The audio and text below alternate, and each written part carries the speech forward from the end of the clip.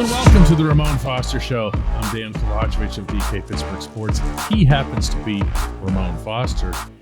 And this is brought to you by the Get Go Cafe and Market, where they're open for business 24/7, serving hot, fresh food. Mon, we got a lot of feedback to that show yesterday. You know, it was appreciated, man, and everybody was on the same page. It really was like that, wasn't it? It was calm. A lot of people said they needed it. Of course, I let our listeners kind of control that one. Yesterday, I'm usually in there going back and forth. I was like, you know what? Everybody get out what you need to get out, and I feel like yesterday was part of that processing, is what we call it, DK. Yeah, I think that whenever we were preparing, so to speak, for yesterday's show, generally we don't do a whole lot of preparation. And then when you just said back to me and Eddie, our producer, let's just keep it real. Mm-hmm. And there it went. You start recording. And some of the when I'm referring to the feedback, I'm talking about, of course, the comments that are underneath it on the DK Pittsburgh Sports app, on YouTube. We saw stuff on Twitter, Facebook, everywhere. And it's believe me, it's all welcome. It's all appreciated. As anybody knows, whenever things are rough, it's always best to talk it out. It is anything. And we actually got a comment today on Twitter that I just kind of said, man, I appreciate how you guys approached it. Well said. And of course, the conversation, we appreciate you saying it's probably the best one that we did on that topic, but it's still a process. I said this before, football becomes a family because you're around each other so much. And it's that way for the fan base too. I know guys that's benefited from Steeler Nation that only did a year there, but you're still a Steeler for life. Look at Kevin Green's situation. He didn't spend a whole lot of time in Pittsburgh. And what did he want to do? Yeah. He made his run through Pittsburgh, and I think that speaks volumes. RIP to him also. His name was brought up, and the way we said this a little bit yesterday. If there was any ownership, conglomerate, fan base that was able to handle the stuff think about what Pittsburgh's been through the last 5 years. It's insane. Yeah. And even before that, the crisis of which Ben almost lost his life.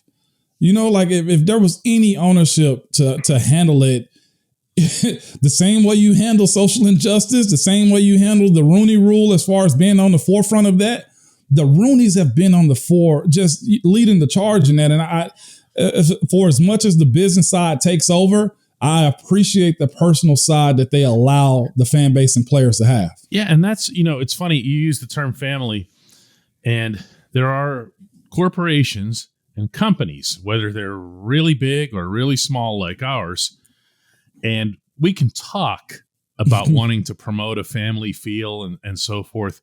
And then you have a sports franchise, one of the more prominent sports franchises on the planet.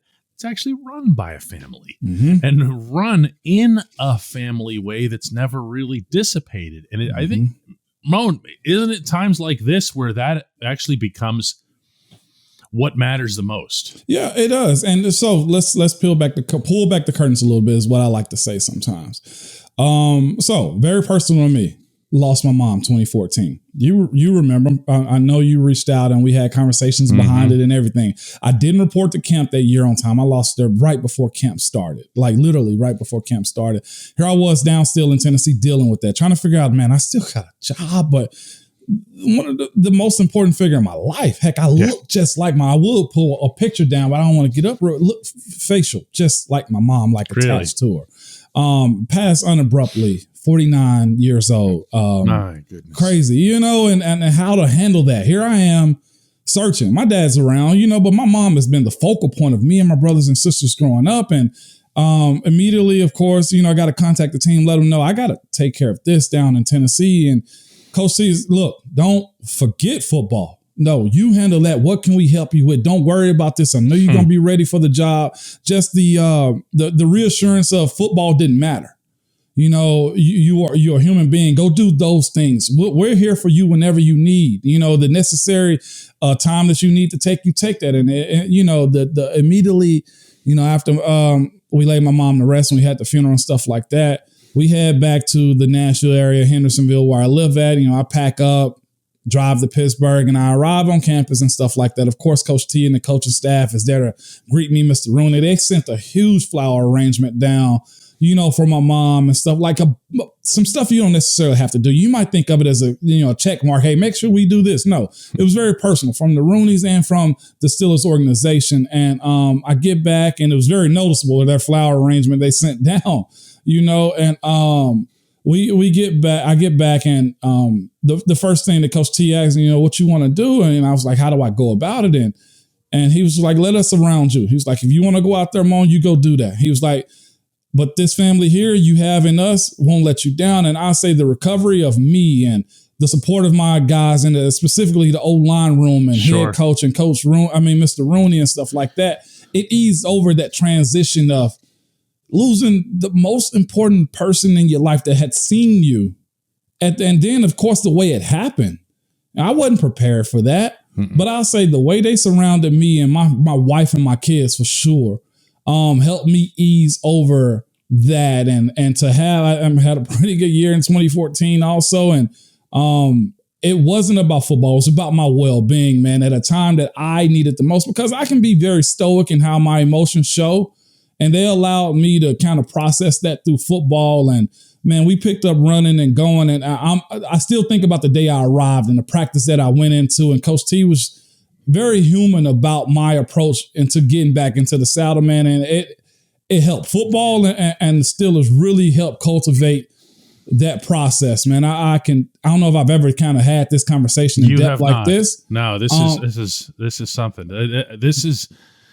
It's about support. And again, this is not anything that's unique to the Steelers or football or to anyone. It's whenever there are times like this, it's about support. It's about knowing that you've got a system around you. I've broached kind of carefully, so I don't want to keep repeating this to make it sound as if it's significant, but like I want to know and to believe, and this is not any of my business, but like in the background that, for example, that the Steelers are reaching out and talking to everyone who was down there, including to Mitch Trubisky for having invited, and everything, because he's the brand new guy, and everyone has a different story. Najee Harris, we saw Chase Claypool, and it's about support. It's about making sure that we're here. You don't have to stay quiet. No. You don't have to apologize for being like you were saying, like you coming in 2014 into training camp, and all of a sudden the most important thing in your world is supposed to be blocking that guy in front of you. Yeah. It's just not. Sorry. Okay? Yeah.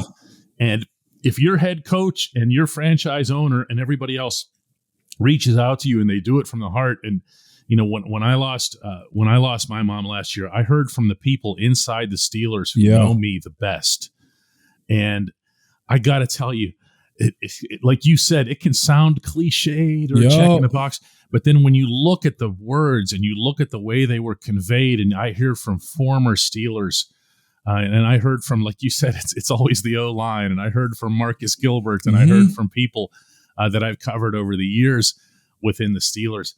And just every little bit, Mon, it makes a difference. And it feels like,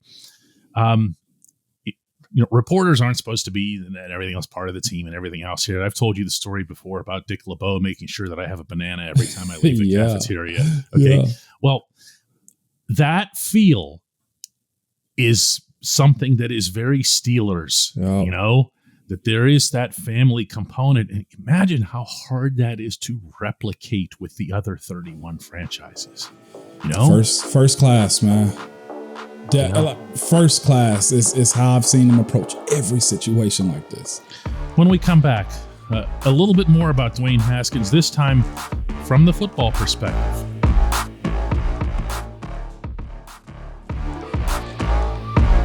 Welcome back to the Ramon Foster Show. And looking on, not coldly, but respectfully, Dwayne Haskins was, and I say this without any kind of asterisk to it whatsoever, a legitimate candidate to be this team's starting quarterback.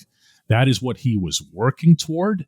And I don't apologize for a second for bringing it up, because that was his ongoing mission. Yeah. Yes. Okay. So within that context, Mon, let's talk about how much he means as a loss for this, from the football standpoint. This was a really good player who had a lot to give.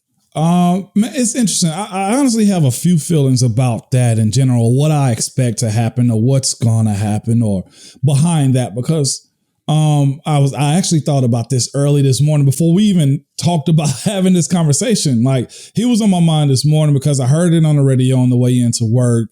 And I was just thinking, what would be the ideal thing for the Steelers to do? I have some reservations about what I think could happen.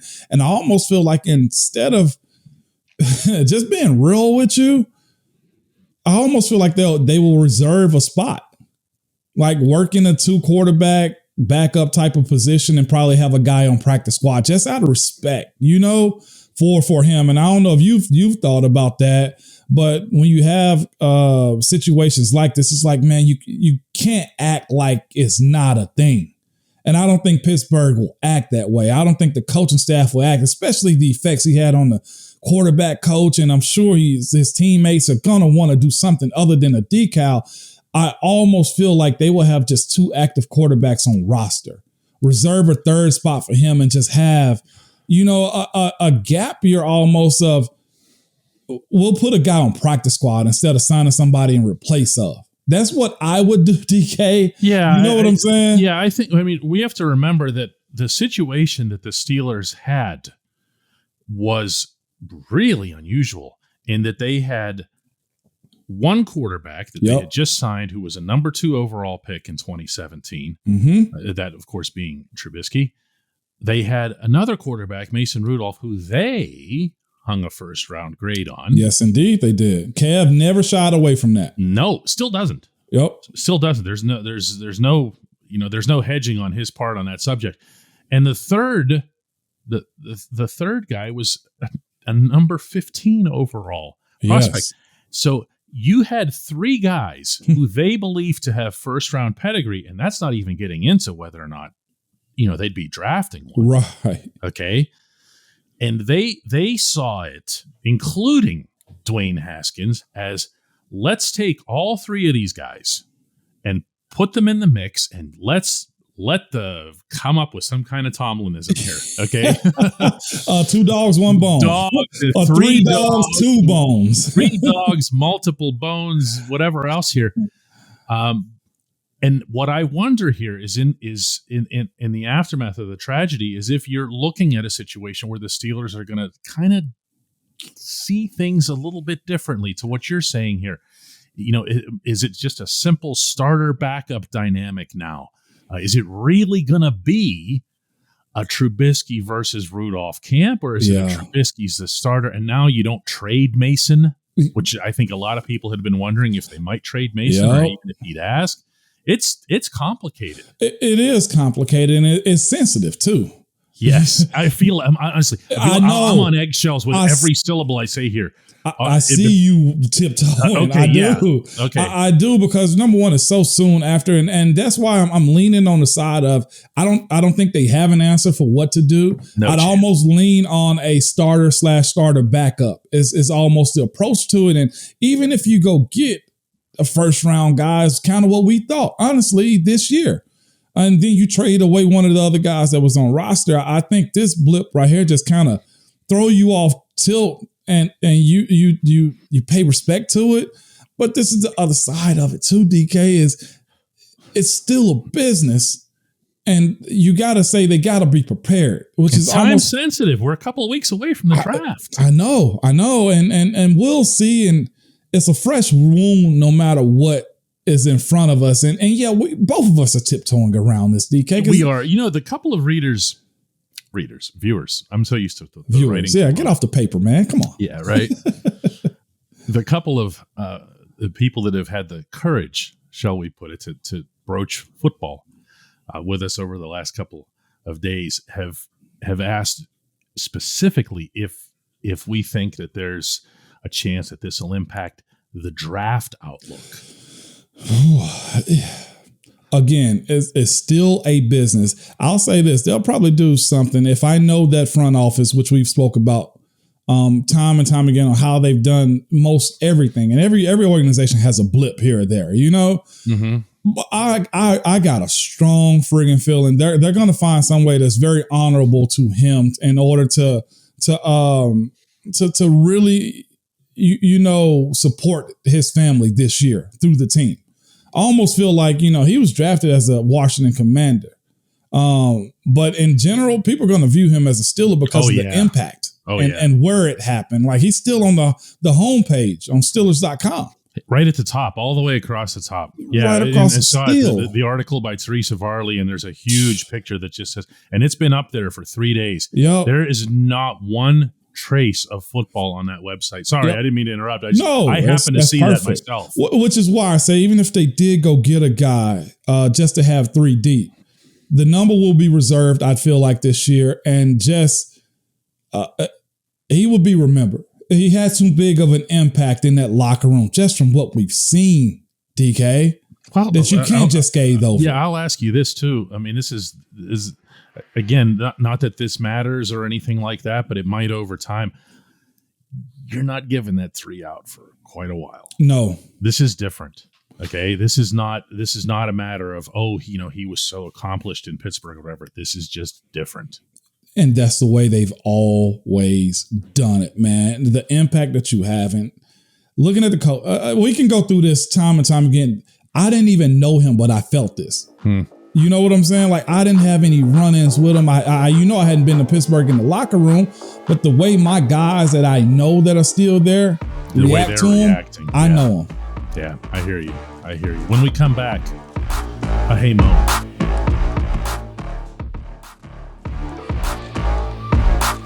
Welcome back to the Ramon Foster Show, brought to you by the Get Go Cafe and Market. And our Hey Mon segment comes from Michael OMalley. And Mon, you have not been prepared for this one, so I'm going to read this to you. You're going to be hearing it for the first time. Michael wrote, and this was in the YouTube comments, I have been extremely critical of Dwayne Haskins. I'm ashamed of some of the stuff I've said about his game. This is real life. Has nothing to do with how he played football. This has hit me hard. 24 years old. Just like that, he's gone.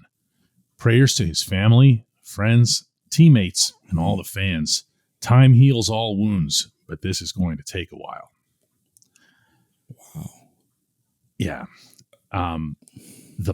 The part of this that when Michael says, I have been extremely critical of Dwayne Haskins, if any of us goes back even a month or 2 or whatever and thinks about things that we said or thought or wrote or put on social media or this guy stinks and whatever else, okay, it's one thing for people in my line of work to criticize performance.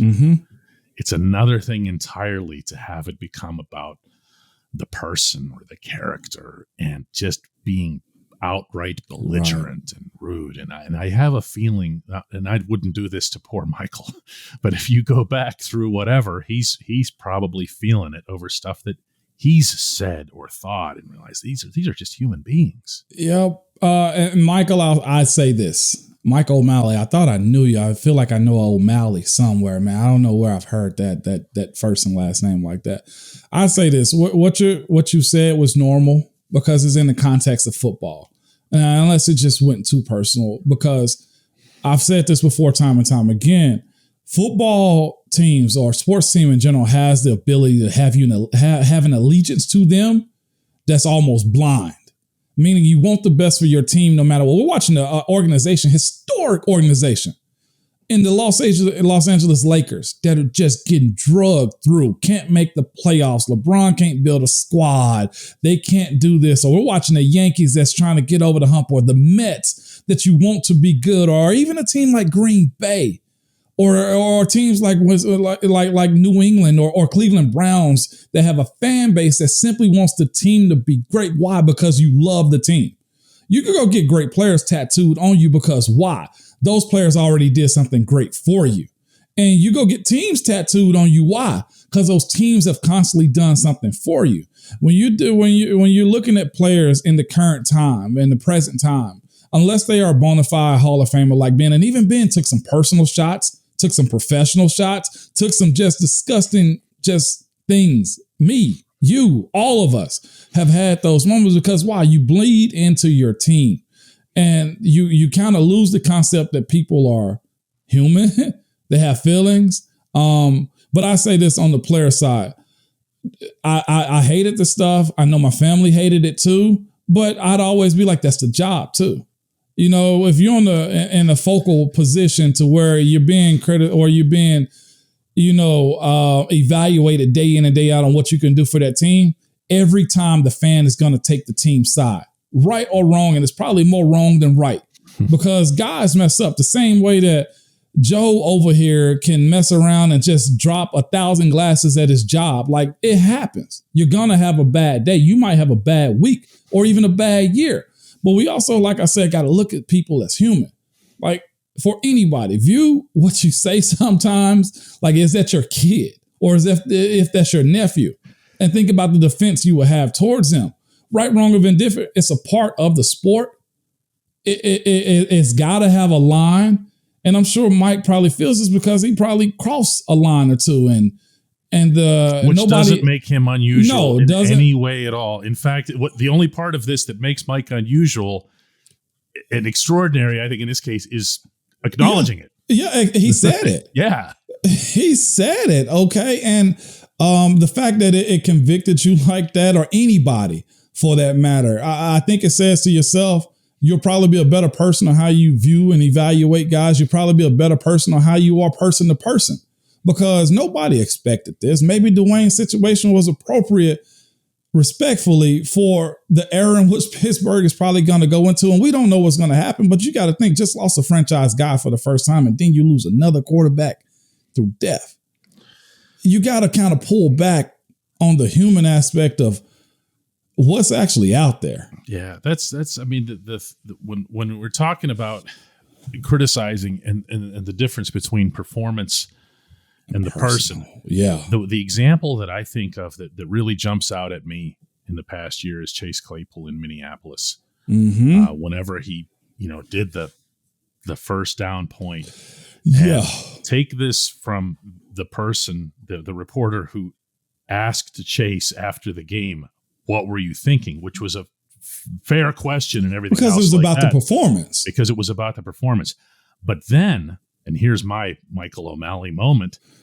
After that, when I'm writing the column, and I start describing some things and using some verbiage. I don't remember exactly what it was, but it's on Google. If anybody wants to bust me, go right ahead. Yeah. And the same thing goes for podcasting that I did, and I got kind of nasty with. Mm-hmm. Whether I don't remember if I used the word idiotic or something like that, but Chase Claypool's not an idiot. No. And neither I nor anybody else would have the right to refer to him as an idiot or whatever. He made a really lousy decision in the heat of a National Football League road game in front of tens of thousands of people.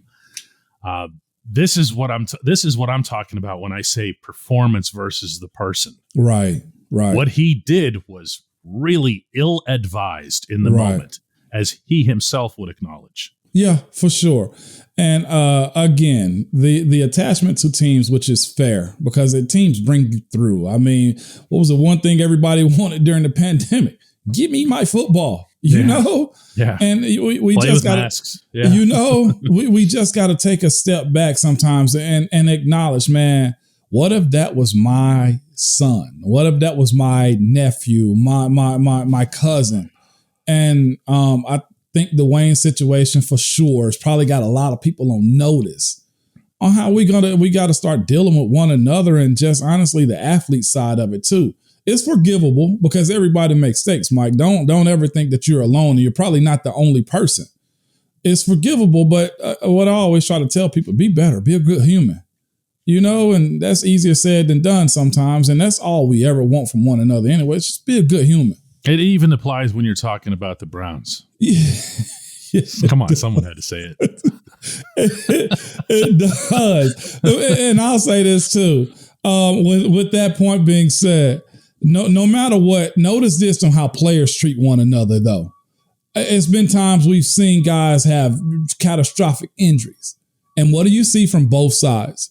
Guys from each team walk over and tap the dude, give the dude a pound, tell him, man, I'm going to pray for you. Because in the essence of all things that go around fan and media wise, the players are out there just doing the one thing that they love. And yes, they're compensated for it, but it's the thing that they love. The amount of dudes I saw crying on Cincinnati sideline when Shazier went down, the way Vince just couldn't control himself, the way I couldn't look at the situation and say, what can I do? And in reality, I couldn't do nothing.